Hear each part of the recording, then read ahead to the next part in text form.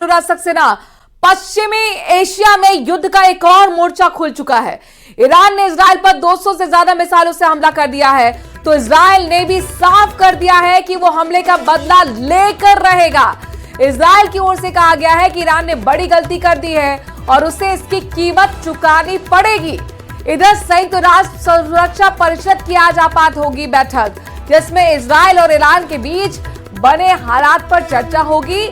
Hamas ने Israel पर Iran के हमले का समर्थन किया है, तो इजराइल पर अब तक का सबसे बड़ा अटैक ईरान की तरफ से किया है। ईरान का हमला, 200 मिसाइलें दागी गई इजराइल पर और उसका कहना है कि 90% सटीक जगह पर बैठी हैं। इजराइल अब बदला लेगा, ये उसने साफ शब्दों में चुनौती दे दी है। इस बीच यूएन में आपात बैठक बुलाई गई है, जिसमें युद्ध के हालातों को लेकर चर्चा की जाएगी। वहीं इजराइल के साथ अमेरिका खड़ा है। जो बाइडेन का बड़ा बयान सामने आ गया। उन्होंने कहा कि अमेरिकी सेना ईरान के मिसाइल को फेल करने में इजराइल की मदद करेगी। तो देर रात इजराइल पर हुए हमले से जुड़ी 8 तस्वीरें आपके सामने टीवी स्क्रीन पर। ईरान की तरफ से तेल अवीव पर एक के बाद एक मिसाइलों की बौछार से वहां पर हड़कंप मच गया। पूरे इजराइल में हवाई हमले का सायरन बजने लगा। इजरायली नागरिकों को शेल्टर होम यानी कि वार होम जो बनाए जाते हैं उसमें शिफ्ट किया गया है। ईरान के मिसाइल अटैक में कई इमारत और स्कूलों को भी नुकसान पहुंचा है। इजरायली सेना के मुताबिक इस हमले में कुछ लोग भी घायल हुए हैं, लेकिन इजराइल ने चेतावनी दे दी है कि बड़ी गलती कर दी ईरान ने और उसकी कीमत चुकानी पड़ेगी ईरान को। हमारा प्लान तैयार है, समय आने पर जवाब दिया जाएगा। और अब आपको 2 तस्वीरें दिखा रहे हैं। ये देखिए 2 तस्वीरें। पहली तस्वीर ईरान के हमले से पहले की है और दूसरी तस्वीर हमले के बाद की है, जहां पर देखिए पहले से जो एयरबेस है, एयर स्पेस, हमले से पहले की तस्वीर, हमले के बाद का एयर स्पेस देखिए। यहाँ पर मिसाइल दागी गई, नुकसान हुआ है इमारतों पर और स्कूलों को भी नुकसान हुआ, कुछ लोग घायल भी हुए। इजराइल के मुताबिक ये उधर उधर चीख पुकार वहां पर हड़कंप मचा हुआ नजर आया। 200 मिसाइल, बैलिस्टिक मिसाइल से हमला किया गया था ईरान की तरफ से और ये अब तक का सबसे बड़ा ईरान का हमला इजराइल पर कहा जा रहा है। साथ ही उसने कहा है कि नसरुल्लाह का बदला हमने ले लिया। 2 तस्वीरें, हमले से पहले का एयर स्पेस देख लीजिए और हमले के बाद का एयर स्पेस देखिए किस तरीके से जब हमला हुआ उसके बाद की तस्वीर है। 2 तस्वीर आप यहाँ पर अंदाजा लगाइए किस तरीके से वहां पर एयर स्पेस की तस्वीर जो है वो पूरी तरह से बदल गई है। हमले के बाद 200 मिसाइलें दागी गई थी ईरान की तरफ से और उसने कहा है कि नसरुल्लाह का ये बदला है, लेकिन ये ट्रेलर है, पिक्चर अभी बाकी है, ये भी कहा ईरान ने। तो ईरान ने इजराइल पर अब तक का सबसे बड़ा हमला कर दिया है। इजराइल पर 200 मिसाइलों से ताबड़तोड़ हमले किए गए। हमले के बाद इजराइल ने भी गुस्से में कहा कि ईरान से वो बदला जरूर लेगा।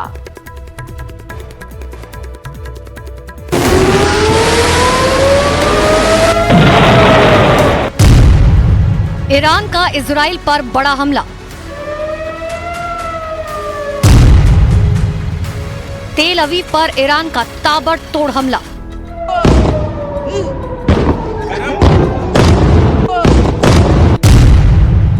ईरान ने तेल अवीव पर आसमान से बरसाए बारूद। ईरान ने इजराइल पर करीबन 200 मिसाइलों से हमला किया। आसमान से एक के बाद एक ईरान की मिसाइलें इजराइल की धरती पर बारूद बरसाती रही और रात के अंधेरे में वहां तेज धमाके होते रहे।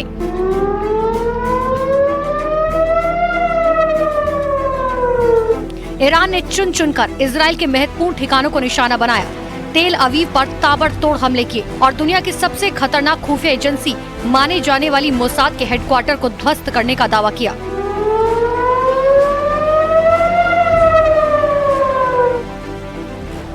ईरान का यह भी दावा है कि उसने इजराइल के परमाणु रिएक्टर को निशाना बनाने की कोशिश की। ईरान ने इजराइल पर इतनी मिसाइलें बरसाई जिसके बारे में कभी किसी ने सोचा नहीं होगा। इजराइल पर हुए हमले के बाद प्रधानमंत्री नेतन्याहू की प्रतिक्रिया सामने आई। उन्होंने ईरान को सख्त चेतावनी दी। התמיכתה במאמץ ההגנה שלנו. איראן עשתה ערב טעות גדולה והיא תשלם על כך. המשטר באיראן לא מבין את נחישותנו להגן על עצמנו ואת נחישותנו לגמול לאויבינו. סינואר ודף לא הבינו זאת, נסראללה ומוחסן לא הבינו זאת, नेतन्याहू ने अपने इरादे जाहिर कर दिए, यानी साफ है कि हमले का बदला लेने के लिए इजराइल भी ईरान पर बड़ा हमला करेगा। इजराइल की सेना ने भी साफ कर दिया कि हमला कहां होगा, इसका फैसला इजराइल करेगा। एक दिन पहले इजराइल के प्रधानमंत्री बेन्यामिन नेतन्याहू ने ईरान की जनता को संबोधित किया था। इस दौरान उन्होंने ईरान के शासन की आलोचना की थी। उन्होंने ईरान को चेतावनी देते हुए कहा था कि इजराइल अपने देश और अपने लोगों की रक्षा के लिए कहीं भी जा सकता है। There is nowhere in the Middle East Israel cannot reach. There is nowhere we will not go to protect our people and protect our country. With every passing moment, the regime is bringing you, the noble Persian people, closer to the abyss. The vast majority of Iranians know their regime doesn't care a whit about them. If it did care, if it cared about you, it would stop wasting billions of dollars on futile wars across the Middle East. It would start improving your lives. और Netanyahu के संबोधन के 24 घंटे पूरा होते ही Iran ने Israel पर मिसाइलों की बरसात कर दी, जिसके बाद पूरे इजराइल में हवाई हमले के सायरन बजने लगे, जिसके बाद इजरायली सेना ने तुरंत सभी लोगों को बम शेल्टर में भेजने का दावा किया।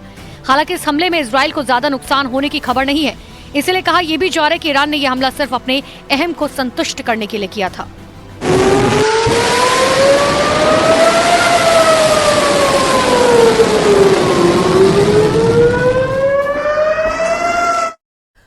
तो वही ईरान इजराइल युद्ध पर बाइडेन का भी बयान सामने आया है। उसने कहा है कि इजराइल के साथ खड़ा है अमेरिका। ईरान के हमले के बाद अमेरिका वॉर रूम में बड़ी बैठक भी हुई। इजराइल पर ईरान का हमला पूरी तरह से फेल था, ये कहते हुए नजर आए हैं बाइडेन। बड़ा बयान उनका आया और कहा कि ईरान को हमले का अंजाम भुगतना होगा, यानी चेतावनी भी बाइडेन की तरफ से दे दी गई है। ईरान को यह चेतावनी दी गई है कि हमले का अंजाम भुगतना पड़ेगा ईरान को। इजराइल की मदद के लिए अमेरिका तैयार है, बाइडेन ने साफ तौर पर कह दिया है और कहा है कि इजराइल ईरान युद्ध पर अमेरिका की नजर बनी हुई है। अब तक जो लड़ाई थी वो इजराइल और फिलिस्तीन के बीच में थी, अब पूरी तरह से ईरान कूद चुका है, एंट्री हो चुकी है वॉर जोन से। खबर ये कि अब अमेरिका खुलकर ईरान के खिलाफ उतर आया है, इजराइल को पूरी तरह से समर्थन दे दिया है और कह दिया है कि ईरान को भारी कीमत चुकानी पड़ेगी। The United States military actively supported the defense of Israel, and we're still assessing the impact. But based on what we know now, the attack appears to have been defeated and ineffective. And this is testament to Israeli military capability and the U.S. military. It's also a testament to intensive planning between the United States and Israel to anticipate and defend against the brazen attack we expected. Make no mistake, the United States is fully supportive of Israel.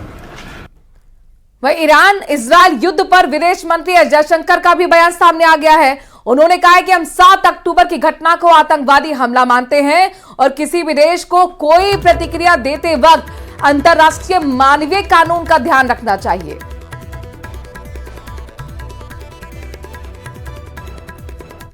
We understand that Israel had a need to respond, but we also believe that any response by any country has to take into account international humanitarian law, that it must be careful about any damage or any implications for civilian populations, and that given what has happened in Gaza, it is important to have some kind of international humanitarian effort out there. And we are very much concerned at the possibility of a broadening of the conflict, not just what happened in Lebanon, but also, I referred earlier to the Houthis and the Red Sea.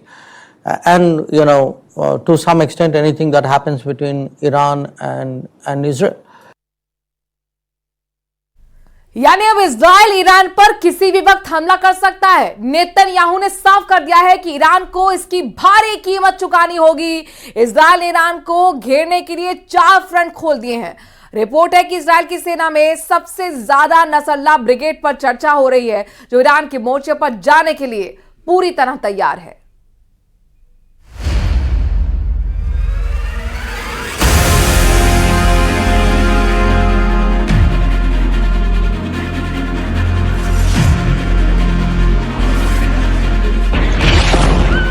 Israel को रोकने के लिए Iran ने 4 front से हमलों की तैयारी कर ली है।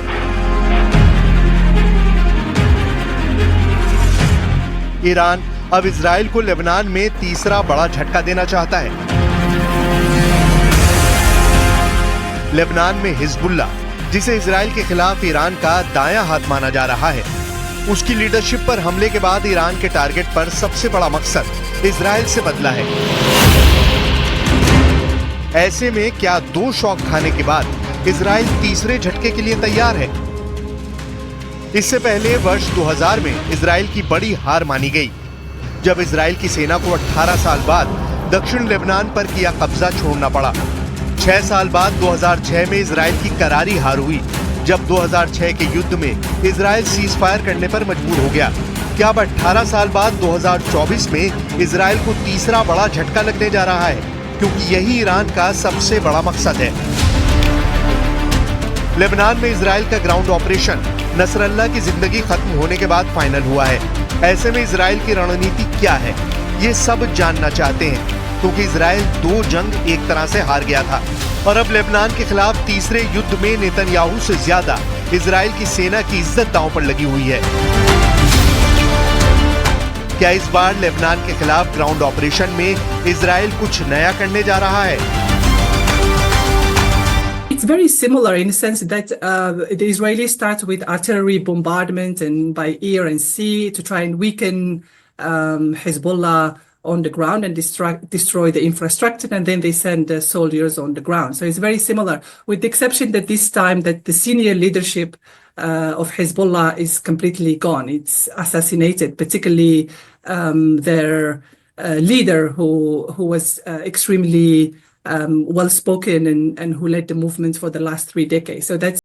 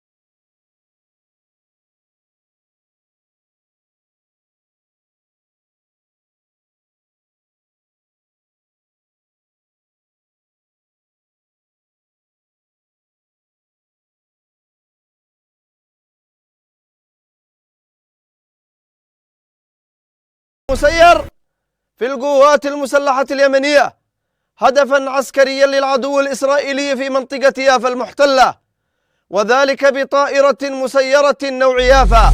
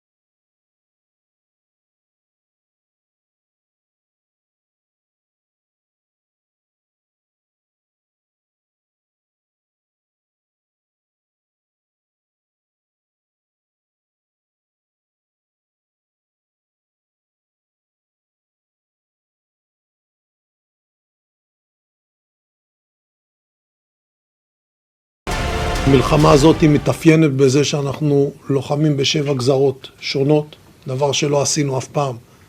מעזה עבור ליהודה ושומרון, לבנון, סוריה, תימן, עיראק ואיראן. ईरान ने 13 अप्रैल को इजराइल के नेवातिम एयरबेस को अपना सबसे बड़ा टारगेट बनाया था। तब ईरान ने सीरिया में अपने दूतावास पर हुए इजरायली हमले का बदला लिया था। ईरान ने दावा किया था कि 13 अप्रैल को उसकी 15 बड़ी मिसाइल नेवातिम एयरबेस पर गिरी। इस बार भी ईरान की तरफ से आने वाली काउंटर स्ट्राइक नेवातिम जैसे सैन्य अड्डों पर हो सकती है। ये बात इजराइल बहुत अच्छी तरह जानता है। अमेरिका के 2 एयरक्राफ्ट कैरियर लेबनान के करीब मंडरा रहे हैं। परमाणु ताकत से लैस ये कैरियर अपने दम पर एक साथ कई फ्रंट पर लड़ने के लिए भूमध्य सागर भेजे गए हैं। इसलिए लेबनान को डर सता रहा है। अमेरिका के सबसे बड़े बैटल ग्रुप में से एक USS ट्रूमन कैरियर और उसके साथ कई बड़े जहाज भूमध्य सागर के आसपास घूम रहे हैं। इजराइल को बचाने के लिए अमेरिका का नया डिप्लॉयमेंट ऑर्डर हमास और हिजबुल्लाह को डराने के लिए जारी हुआ है। बाइडेन के ऑर्डर को समझेंगे तो आपको पता चलेगा कि इजराइल और लेबनान का युद्ध गाजा पर बमबारी की तरह एक तरफा तो नहीं होगा, लेकिन इस जंग में गाजा से 10 गुना ज्यादा लोगों की जान जाने का खतरा है। वॉर जोन नंबर 1 देखिए। अमेरिका का कैरियर USS ट्रूमन भूमध्य सागर में तैनात रहेगा और वहीं से अमेरिका ऑपरेशन के लिए तैयार रहेगा।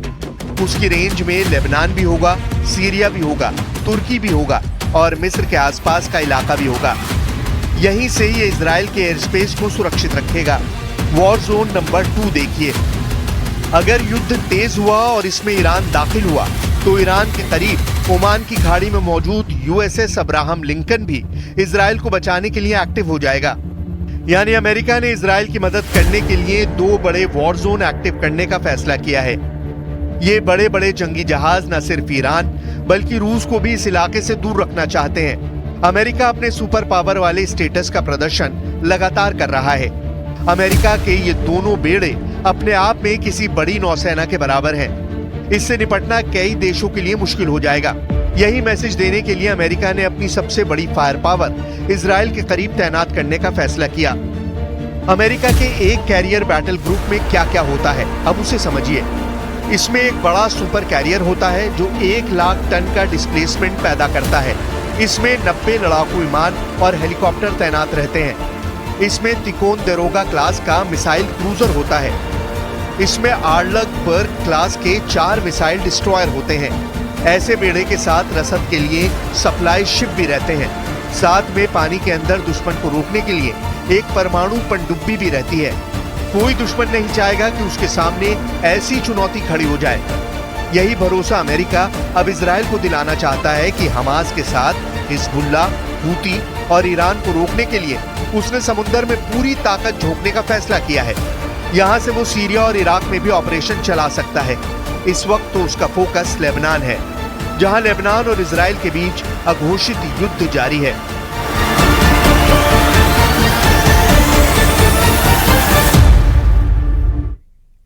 इजराइल के बेंयामिन नेतन्याहू को एक मीटिंग ने बहुत ज्यादा परेशान कर दिया है। रूस के प्रधानमंत्री ने ईरान का दौरा करके पूरे इजराइल को टेंशन में डाल दिया है।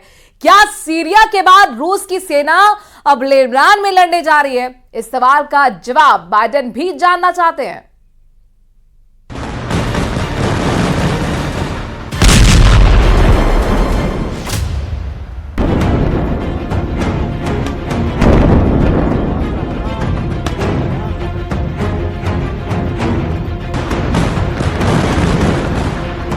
इजराइल की राजधानी तेल अवीव के पास हाईवे नंबर 6 पर जैम लग गया है। वजह है हिजबुल्लाह का रॉकेट जो इस बस के पास गिरा। 2 लोगों के जख्मी होने की खबर है, लेकिन नेतन्याहू के लिए बड़ी टेंशन ये हमला नहीं बल्कि हिजबुल्लाह की वो रॉकेट फोर्स है जो उसके तमाम कमांडर के मारे जाने के बावजूद एक्टिव है। हालांकि इन सबसे बेफिक्र नेतन्याहू ने लेबनान के खिलाफ ग्राउंड ऑपरेशन लॉन्च कर दिया है। एक तरफ ये ऑपरेशन और दूसरी तरफ ईरान में रूस के प्रधानमंत्री का इमरजेंसी दौरा। दक्षिण लेबनान में इजराइल के हमले शुरू हो गए हैं और इस खबर ने मॉस्को में बैठे व्लादिमीर पुतिन को भी बेचैन कर दिया है। पुतिन ने फौरन अपने प्राइम मिनिस्टर को तेहरान भेजा और यहाँ पर जो मीटिंग हुई उसके बाद दुनिया में 4 पावर सेंटर तैयार हो चुके हैं।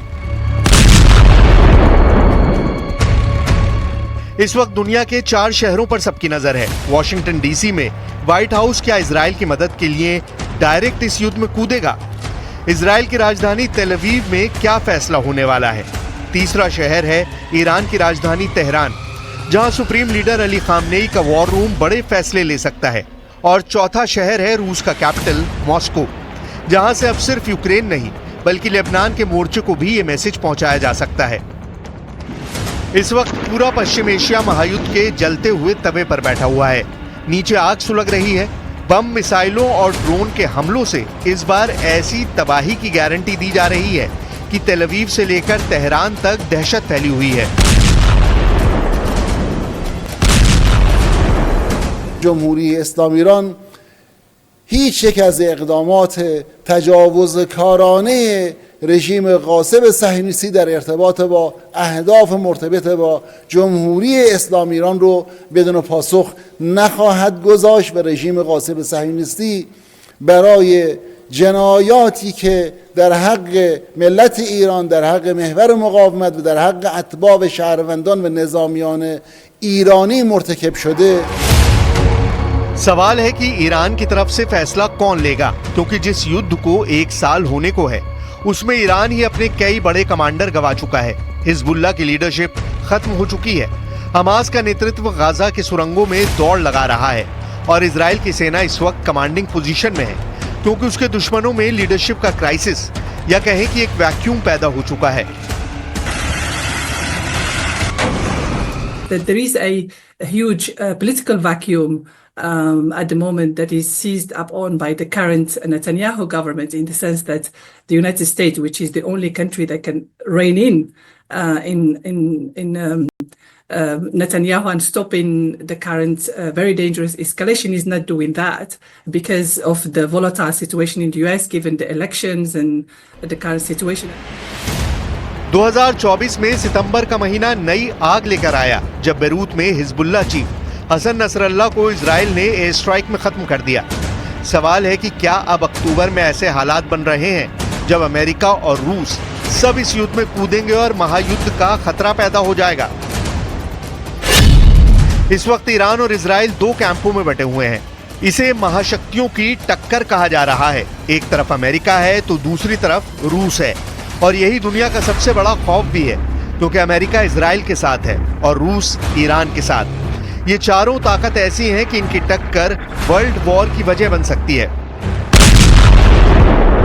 इजराइल के साथ एक मुश्किल ये है कि जब व्लादिमीर पुतिन पूरी तरह ईरान के साथ खुलेआम खड़े हुए नजर आ रहे हैं, तब बाइडेन ने इजराइल से कह दिया है कि वो सीज फायर करे।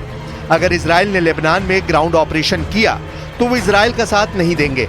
लेकिन दूसरा सच ये भी है कि अमेरिका ने इजराइल को गोले बारूद की सप्लाई पिछले कुछ महीनों में तेज कर दी है। हालांकि ईरान पर अटैक वाले इरादे को लेकर बाइडेन पहले ही हाथ खड़े कर चुके हैं, और अब इजराइल के हमले को लेकर जो बातें दुनिया में चल रही हैं, उसे भी व्हाइट हाउस की तरफ से एक बड़ा धक्का लगा है, क्योंकि बाइडेन ने कहा है कि सीज फायर होना चाहिए। सवाल है कि क्या इजराइल कुछ बड़ा करने की सोच रहा है, क्योंकि इससे पहले ईरान